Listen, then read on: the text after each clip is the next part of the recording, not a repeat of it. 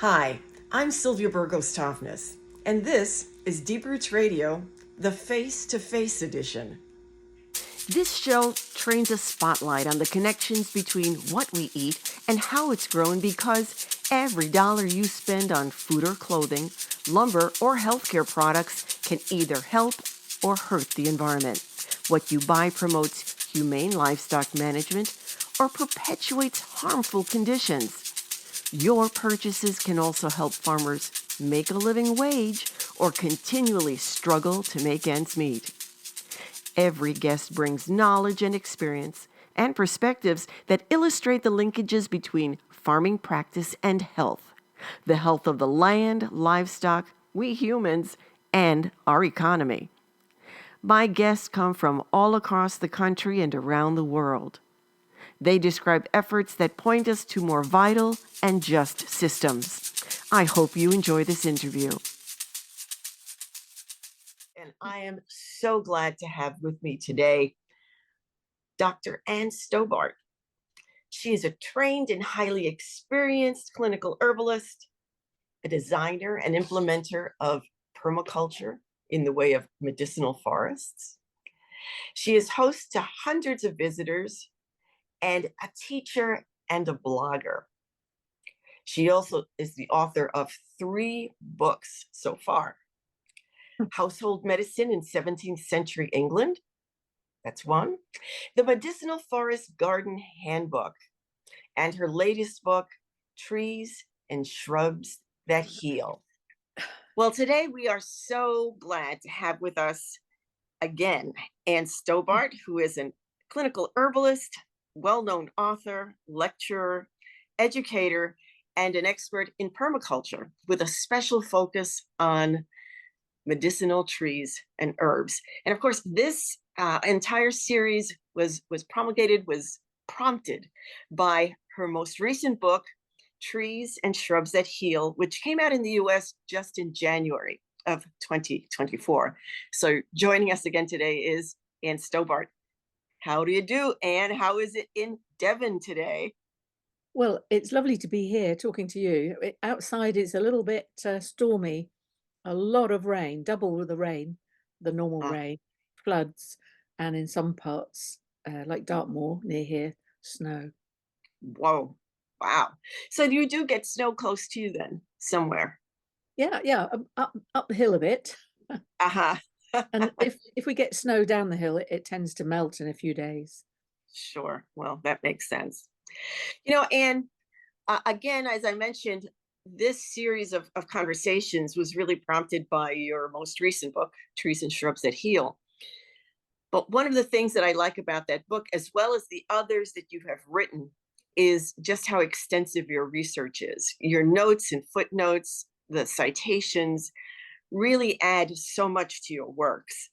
And my understanding is that your background is really focused a lot on the history of medicinals, isn't it? So before I trained as a herbal practitioner, clinical herbal practitioner, I worked in education, adult education. I was trained as a teacher, and it was during that time that I joined a master's program in women's studies, which was running locally at the University of Exeter. And I found the most engaging part of that course was all about women's history and health, medicine. Mm. I remember standing in the library absolutely transfixed by some research that had been done on plague tracts. But then I started to look at research of my own, and I went into, we have various archival resources here, and I discovered a tiny little booklet called Pharmacopoeium, and it was stuffed with recipes, handwritten recipes. And that set me on a quest to find out where these recipes come from, were they used, and so much more, which fitted very well with my interest in herbal medicine, because of course many of the recipes were using herbs. So, what are some of the interesting things that you learned as your research continued about the history of herbalism, not only in the UK, but in other places? So what I've found is that there's a lot of repetition of um, details about herbal history, many of which are not very well referenced. And being a scientist originally, I've been quite keen to try and establish what's perhaps true, insofar as you can say things actually happened. And the problem with using plants as medicines or to improve health is that a lot of the information is passed down orally, so it Mm. isn't recorded readily, and you have to look at all sorts of different ways of finding out whether or not they were really, really used. And so one of the things I did in my research when I was looking at recipes was I looked at other material, letters, archives, things left in wills, account books, household account books. And I was quite surprised at what I found, because when I started to look for what I would call corroborative evidence, I was finding a different story. So Mm. I think that was the big surprise for me, was that you can't believe everything you read on the I would internet. think because, as you mentioned, so much of what we learn about herbalism and how it's used was an oral history. It was passed down from one person to another in all cultures. And so, did you find that you had to really do a lot of extensive research to find out things?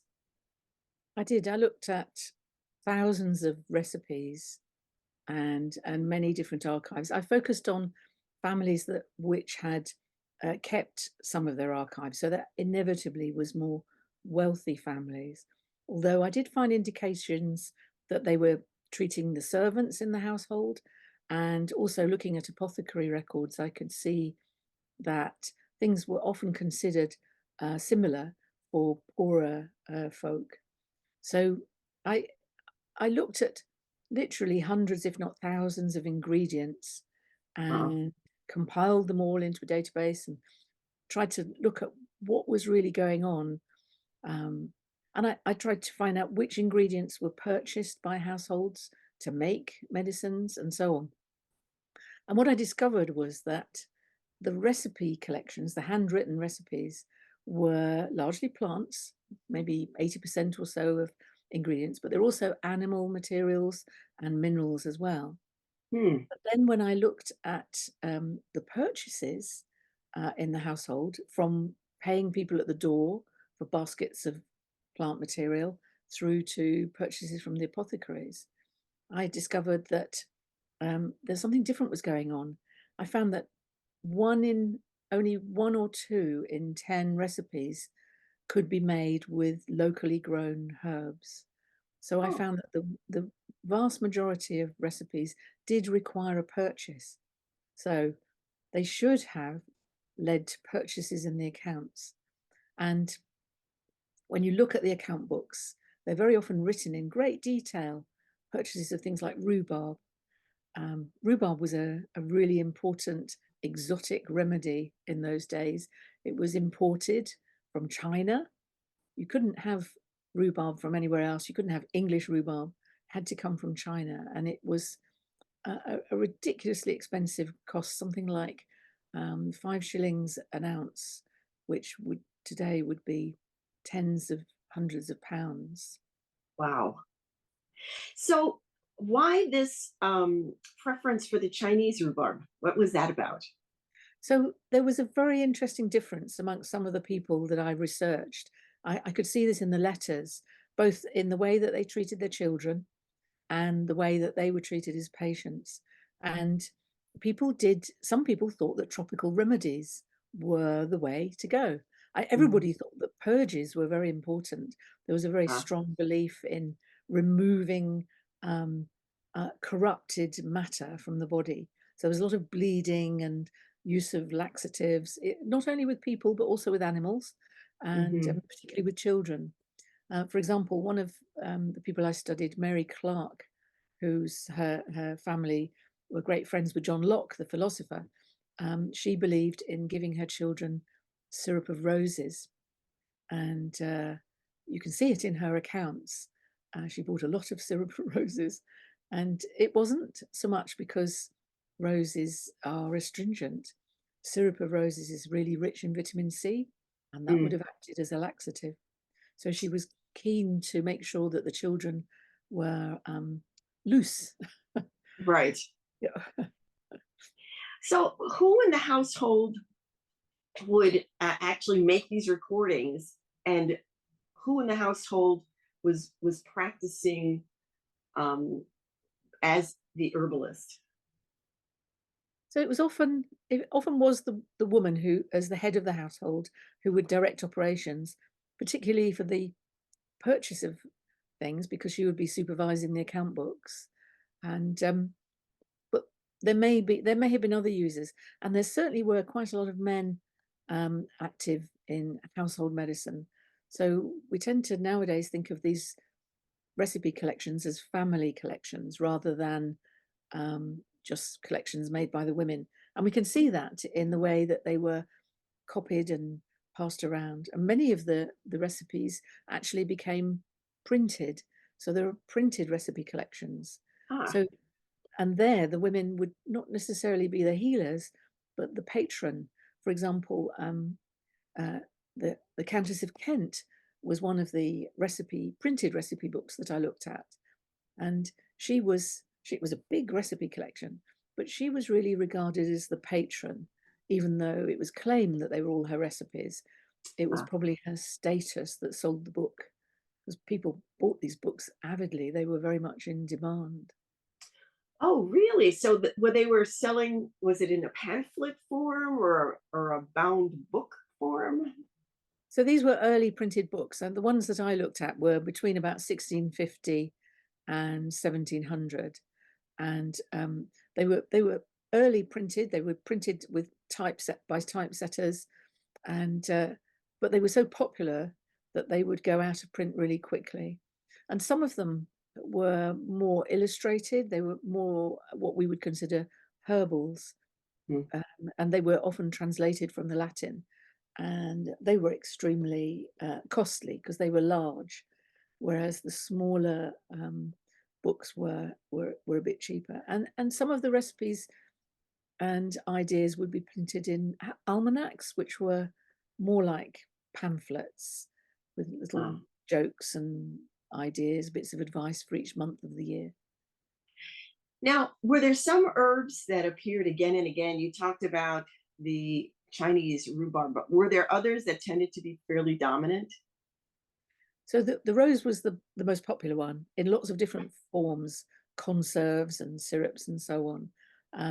And you can see apothecary jars and other bits of china with the names of these things on, usually in Latin. Um, so there were some quite popular, um, more kind of native flora, and these did include some trees, for example, the elderflower tree. But it's interesting the way it was used, the elder. It was used more as a purge than Mm, the way we would see it today. So it was quite important that some of these plants had a demonstrable effect. And of course, people later on started to turn towards medicines like mercury, which had a mm. pretty devastating effect. It would make you salivate and feel very ill. And of course, lots of fluids would come out of your mouth and other parts of your body. But there was also introduced bark. Ah, Probably people have heard of the source of cinchona. yes. That came from South America, and Mhm. that was very much valued by physicians.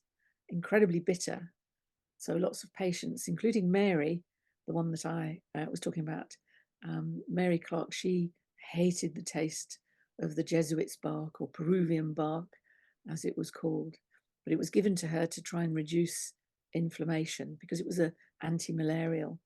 So Right. although there were lots of um, cottage garden plants that we would recognize today, the main emphasis really was on these slightly more exotic remedies. Mm. So, what kind of way? Well, how were the herbs processed? You talked about syrups. Uh, um, what other ways would people have them on hand or use them? It's a very interesting question, how they were used, because we know the term simples very often involves just Mhm. one plant being used, but they weren't so much given internally until perhaps a bit 17th century and onwards. Many of the plants were made into external plasters.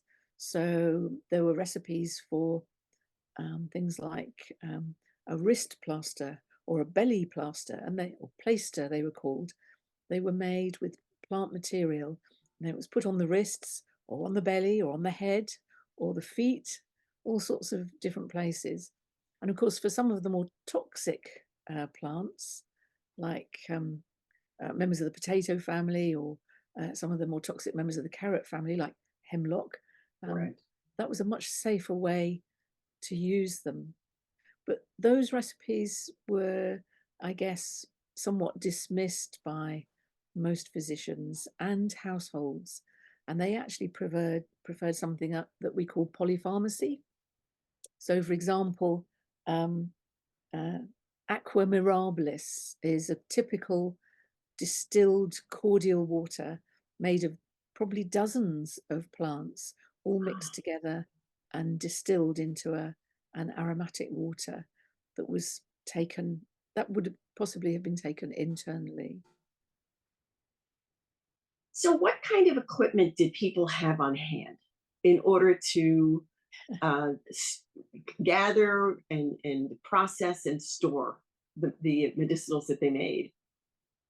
Well, that's one of the questions that's very difficult to answer, because only the very expensive equipment, like a glass or copper still, would have been mentioned in a will.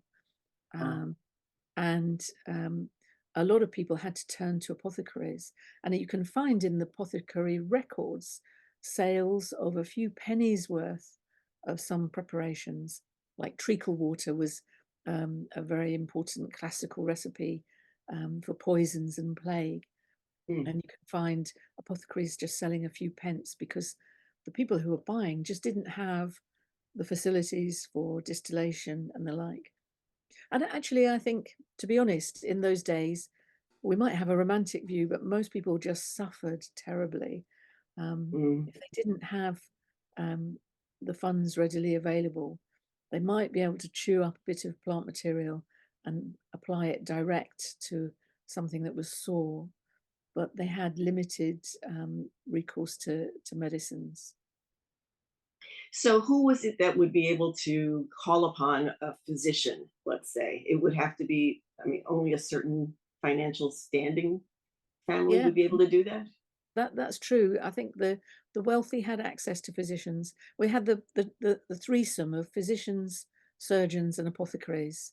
And apothecaries prepared medicines, but legally they were not supposed to administer them. Physicians were very much focused on diagnosis, and surgeons focused on a lot of other things to do with bloodletting and obviously surgery. But then you also had lots of other people, midwives and tooth drawers and the like. And there was a law passed during the time of King Henry VIII that cunning folk who used plants, or quite often root diggers they were called, um, were actually permitted to carry out their practice of helping people with roots and the like, although they weren't supposed to charge. And other laws came in which perhaps interfered with that right. But there were big disputes between the apothecaries, the surgeons, the physicians, and all these other people, which are quite interesting in the as more legal records are becoming digitized, you can start to see some of this information. So, if I were, and you'd have to be as you've described it, if I were someone in the more financially wealthy class, and I needed the aid of an outside source, I had apothecaries, surgeons, and physicians available to me. Would I make use of all of them? Would they work in concert with one another? How would that happen? They would usually be linked. A doctor would usually link up with an apothecary, and they tended to be based in towns so that they could get quite a lot of business. Over time, of course, the surgeons started to pick up some of the doctor's business because they were often Uh, seen for doing things like bloodletting and the like. So they were quite often asked for information about recipes. And again, this is something we can see in the letters in the archives of people being asked to send another copy of that recipe. Recipes had a real value. They were almost a currency in their own right. And if you had lots of recipes to share, then you were well up in the world. oh, okay. So if I were in that community, I might send a letter to my sister-in-law and say, "Hey, I heard that you use this for that. Could you send me a copy?" Absolutely. And some people would actually send the preparation as well. Ah, And all some right. people, like Mary Clark that I mentioned before, would be very critical and say, "Oh, I haven't got time to do this preparation, these silly little remedies. I much prefer tropical remedies," she would say. Ah, I can understand that. Even today, it seems that people kind of prefer something that might seem a little exotic versus what's very Absolutely. locally available. I do believe that this period that I'm talking about, the later 1600s, was really a time when, although all the recipe books and the printed books could provide a bit of an education in health matters, it was also a time when medicine became medicines that you could buy over the counter. And you see this really developing through from in the 1700s. The people would be looking for these very effective medicines, and some um, people who made them and sold them through uh, on the street or in through booksellers and other locations, they would make claims for these remedies, Uh, universal spirits that would fix any kind of problems, elixirs and the like. So they could charge quite a good sum. uh, Some of them would argue that those remedies could be used again and again. So they used a lot mm. of um, advertising, sort of superlative to get those things bought and used. So people back then were as much in search of pain relief and energy as we are today, it seems. Absolutely. Yeah. Some people Now, relied on alcohol. a lot of alcohol in that tonic. Um, so, was there a time prior to the period that you studied, um, and where there was a greater knowledge among the poorer people of what might be available for healing, or again, was that just something a romantic notion? It's a difficult one, isn't it? I'm sure that information was passed down, particularly about children's problems, about ways to help with teething and to ease childbirth and so on. But obviously, women had a problem that if they could be accused of problems like witchcraft if they were thought to be causing disease or have making magical claims of some sort. So it's possible that some information was driven underground. Um, and one of the problems, of course, is the understanding of illness in that time would have been very different to today. So if something appeared to get better, then the thing that was taken might be regarded as a cure, even though the improvement may have been nothing to do with it. For example, one of the people I studied, Bridget Fortescue, she had a horrible disease, a goiter on the neck, what we Mm, would know as scrofula. Is actually tuberculosis in the neck, and which was used to open up and issue nasty uh, phlegm and the like. mhm, And so she and her mother were constantly on the lookout. One of the things that they looked at was the elder, which was claimed to help with these kinds of problems. mm. But nobody could be absolutely sure whether it really was helping or not. So, yeah, it is a very difficult area to research. Um, although we would love to see more researchers. When I was working on my PhD, I joined together with other herbalists and we formed the Herbal History Research Network, Oh, specifically to try and help people with these kinds of problems. yeah. When everything is an oral history, an oral tradition, it's very hard to try to pin it down. Mm. And if you're dealing with botanicals, well, they decompose. It's Mm. not like being a rock mason, um, where it's got a long lasting capability. Was distillation used in this time that you studied? Distillation was definitely used. It was certainly carried out, distillation of spirits. So there was a lot of knowledge in the trades of distilling wine to make stronger and stronger spirits. And the distillation process was often carried out by apothecaries who could obtain the relevant ingredients, because most distillation recipes were, in fact, quite complex. Polypharmacy again, so they had lots of ingredients, including things like gold leaf and other rather Wow. expensive items.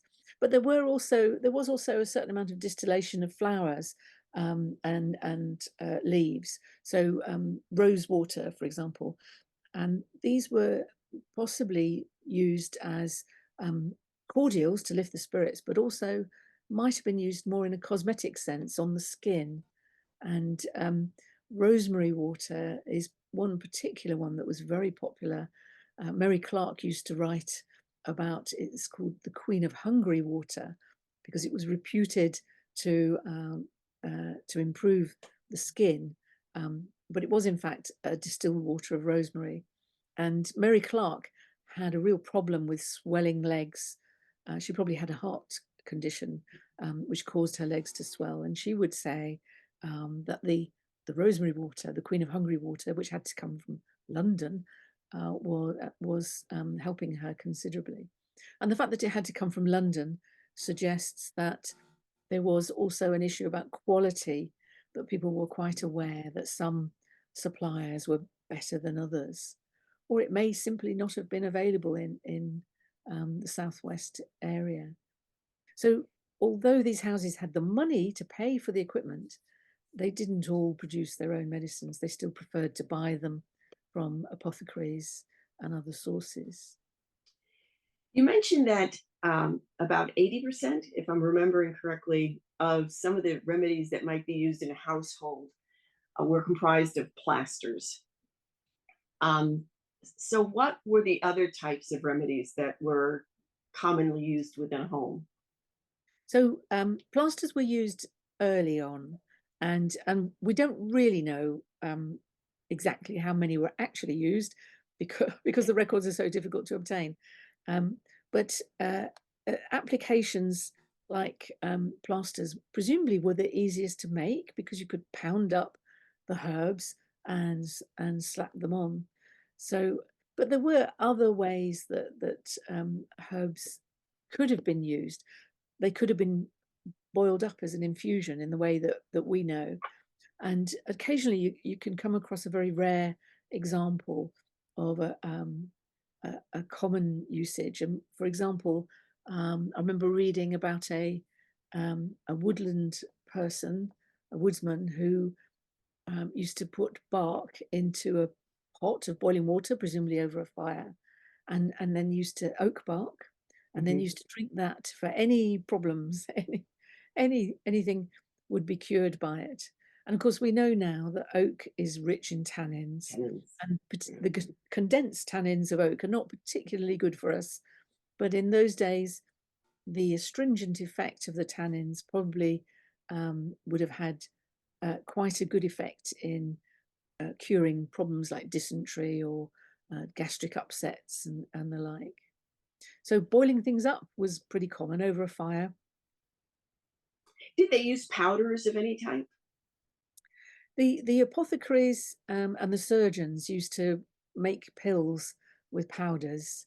They used to kind of roll them up and they could be dispensed. And one of the things that was quite good about that was that people could order just a few pills at a time.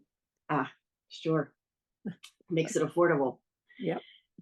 What about the use of anything that would approximate what we tend to think of today as a tincture or an alcohol extract? Yeah. So some of the distillation recipes would have included wine. And Ah, so by the time they were distilled, they would have had a fair amount of alcohol in them. And that would have acted as a preservative. As you were saying before, the problem with plants is they don't survive for long. So alcohol as a preservative and sugar as a preservative. But of course, sugar in this period was incredibly expensive. right. Another import, tropical import. And so making kind of candied herbal confections was very much something that only the wealthier households could do. It Was became there quite a skill amongst housewives, their uh, candied preparations. was there any use of honey? Honey could be used, yes. Again, honey, it was quite an expensive thing. Oh. So it's not, funny enough, it doesn't appear as often in the recipes as you might expect. And which brings up another question is, how did people really learn about these things? Because we know now that honey can be used to cure all kinds of problems, particularly Mhm. used on things like varicose ulcers and wounds. And yet that's not something that is regularly appearing in the advice books and the recipe collections. Hmm. It makes me wonder about the relationship between the kinds of things that you studied uh, and appear in your book, and the other kinds of I don't know if I call them tales or stories or thoughts of what was done in the way of herbalism by the monks in abbeys, and what how different those or the same those may have been. There was an incredible tradition of, when if we think about classical medicine in the Mediterranean, where there was in Greek and Roman times, there was a lot of knowledge um, about remedies and health and so on. That was brought overseas, and religious houses were really keen to collect all this information. They gathered it all up and copied it all out. And I'm not a medieval scholar, but a lot of the archives from medieval times probably relate to religious houses. And of course, there were many groups that developed healthcare, like the nuns in abbeys and so on, which was really important. But in in the later period, I suppose we're talking now 15th, 16th century, Protestant ideas in Europe took hold, replacing what we would now know as Catholic ideas.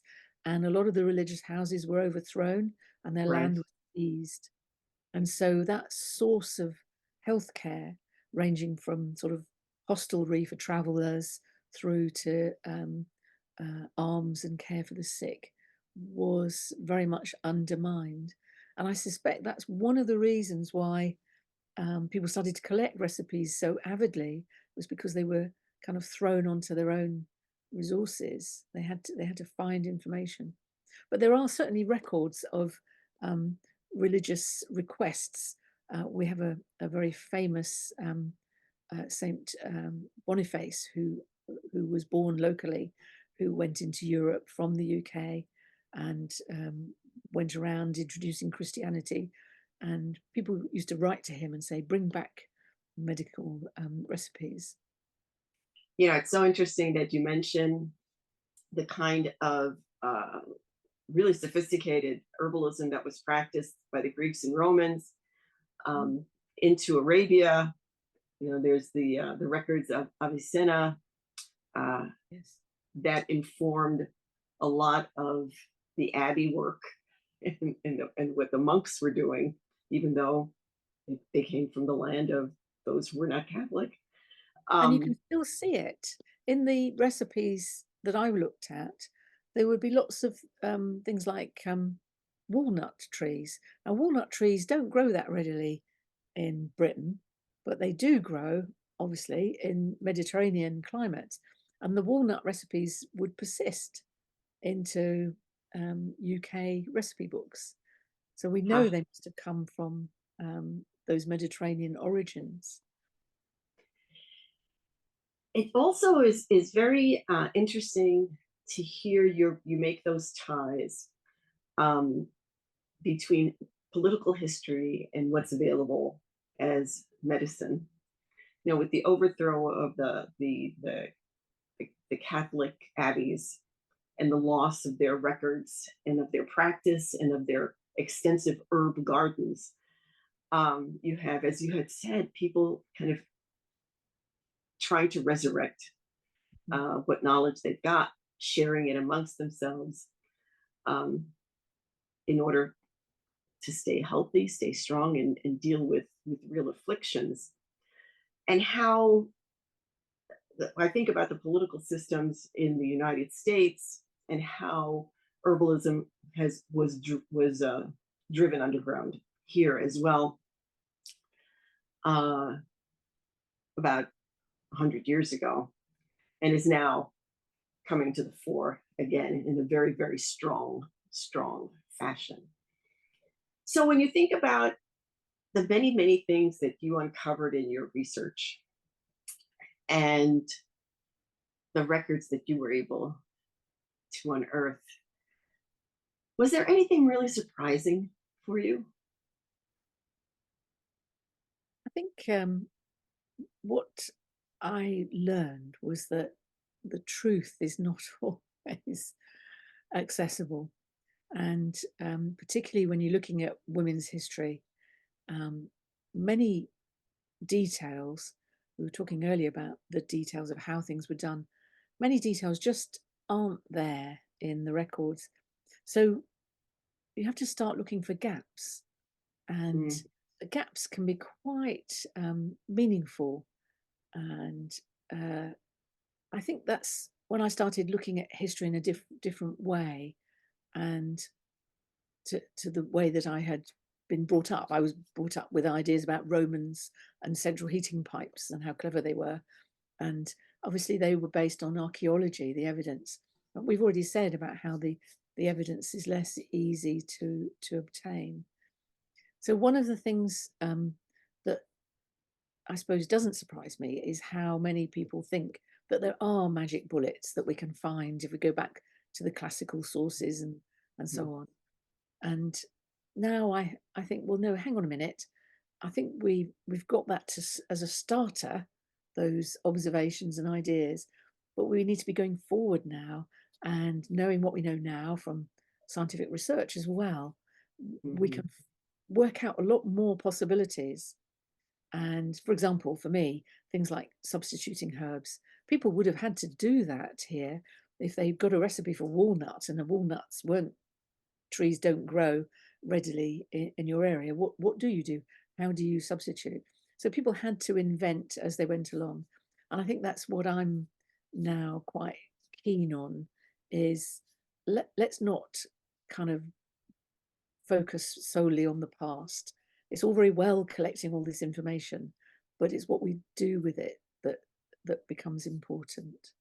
And something that I would like to mention is that one of the books that I co-edited when I was doing my research is now, it had lots of chapters in it about all kinds of research of different periods and different places relating to herbal history, Western herbal history rather than Asian or Indian. And that's now become available as an open access book. It was published in 2010, Critical Approaches to the History of Western Herbal Medicine. So I'm hoping we can put a link in the show notes so that if people are interested, they can access that information for free. I'd love that link. Yes, and we'll make it available in the show notes and on the website. Terrific. Yeah. Well, looking forward, Anne, we've got a couple at least of conversations yet to come. Mhm. And the next one, I believe, is going to be about the medicinal trees and herbs of the UK.